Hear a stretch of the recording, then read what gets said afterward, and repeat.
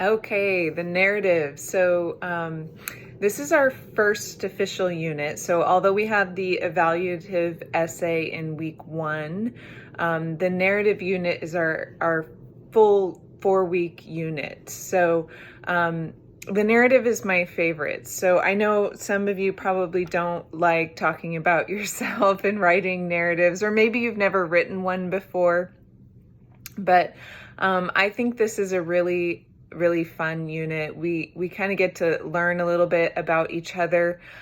Make sure to keep in mind that we are going to be doing peer reviews, and we're going to be looking at little excerpts and drafts and things like that. So whatever you choose to write about yourself, you need to be willing to share it with others. So if it's too personal or you're not comfortable sharing it with others, then you need to find a different topic.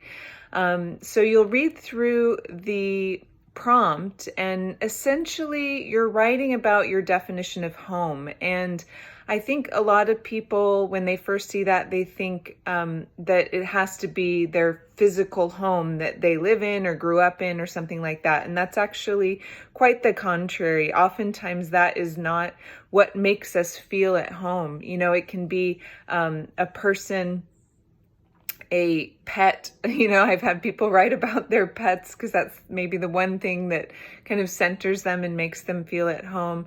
Oftentimes it's a memory that they've had, an experience they've had with another person or their family, or there's so many things. I had one person write about a special spoon that they used to eat cereal every morning, and it just was this comfort to have that special spoon. So I know it sounds really silly, but they wrote a beautiful narrative about a spoon. So it really can be anything. But the thing that I have to remind you, because a lot of people really struggle with this, is it does have to be specific.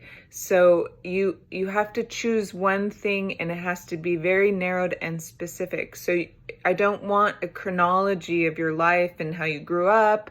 That's not what I'm looking for. I'm looking for a specific moment or event that you can write about. So even in like the spoon example, not that you're going to be writing about a spoon, but just to show you how to narrow something like that in, you would outline a day or a morning when, you woke up and you picked out that special spoon and you poured your cereal, and lots of detail. And, I want to taste that cereal, and how does the metal feel? And, we're going to have a lot of description and detail, and there's going to be some lessons on this. So we're going to do like a dialogue practice so that you learn how to write dialogue. And you can see how that really makes a narrative so much better. We're going to do a figurative language thing where you can practice writing like a paragraph in detail. Sensory language is the best. Make us hear, smell, taste, all those things.